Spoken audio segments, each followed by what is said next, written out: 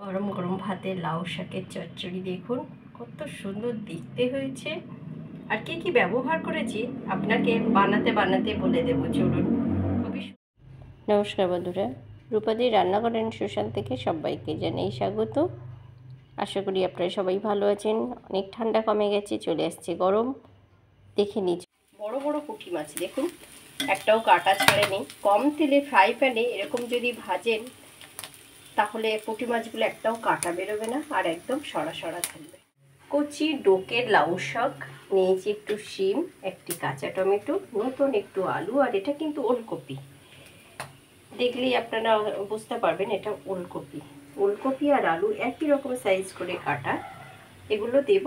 শাকটা মশলা দেব, দেখুন কি লাউ শাকটায় মশলা দেব। কাঁচা লঙ্কা দুটো নিয়েছি, কারণ চেয়ালা করে দিলে কিন্তু লাউ শাকের মধ্যে আপনি বুঝতে পারবেন না, তাহলে খেতে অসুবিধা, সেই জন্য আমি দেবো। আর এখানে ধনিয়া জিরে গোলমরিচ একসাথে মিক্সড করা আমার একটা হোমমেড পাউডার এরকম দেখুন বানিয়ে রেখেছি।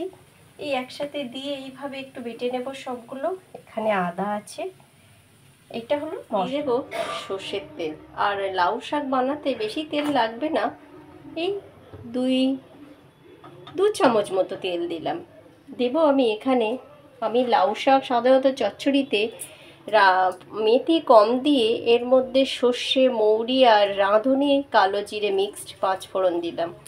চচ্চড়িতে নিরামিষ আমি এগুলো সাধারণত ফোড়ন দিয়ে থাকি। শুকনো লঙ্কা, তেজপাতা আপনারা চাইলে নাও দিতে পারেন, কিন্তু এগুলো দিলে ভালো হয় ফ্লেভারের মধ্যে। আমি হলুদটা দিয়েও গলিয়ে রাখলাম, কারণ হচ্ছে লাউ শাকের মধ্যে যদি সরাসরি আপনি হলুদ দিয়ে দেন পাতার মধ্যে হলুদ গিয়ে জমাট বাঁধতে পারে, তো গলিয়ে দিলে বেশ ভালো। দিয়ে দেবো মিক্সড সবজিটা,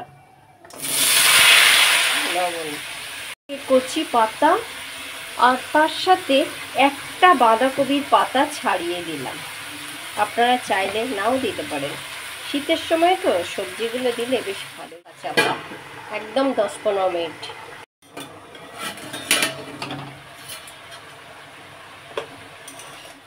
দেখুন কতটা ছিল, ভেপে কতটুকু হয়ে গেছে দেখেছেন। বাঁধাকপি আর খুঁজে পাচ্ছেন, দিয়েছি মাত্র একটা আমি পাতা। আচ্ছা, এইখানে আমি একটা কাঁচা টমেটো আর সেই মশলাটা, আর এটা দেখছেন লঙ্কা, মানে যে ফোড়নে দিয়েছিলাম আমি ওটা তুলে রেখেছিলাম, এখন দিলাম।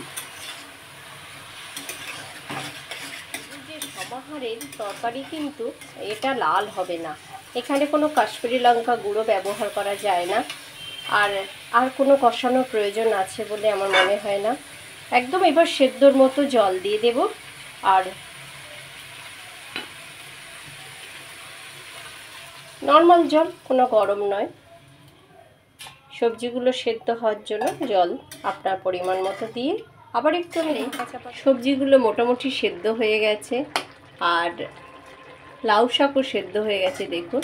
এইবার আমি মাছটা ঠিক এই জায়গাটা দিয়ে দেব।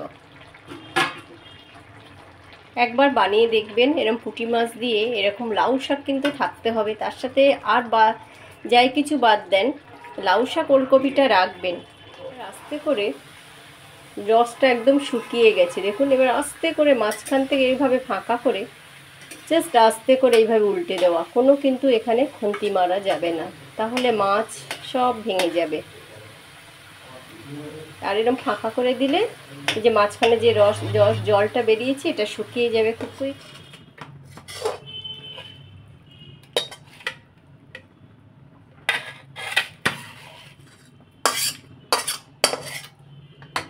তাহলে দেখলেন একদম কিন্তু কোনো জল নেই, একদম রস থাকবে না। আর রস খেতে চাইলে আপনারা যদি রসা রসা খেতে চান সেটাও খেতে পারেন, কিন্তু গরম ভাতে, ডালের সাথে বা শুকনো ভাতে এরকম শুকা শুকা চচ্চড়ি দেখেছেন, বাঁধাকপি আপনি কোথাও খুঁজে পাবেন না যে এর মধ্যে বাঁধাকপি দেওয়া আছে। খুবই সুন্দর হয় খেতে, একবার দেখতে পারেন এইভাবে। কোনো কিছুই লাগে না, শীতের সবজি দিয়ে পুঁটি মাছ দিয়ে লাউ শাকের চচ্চড়ি।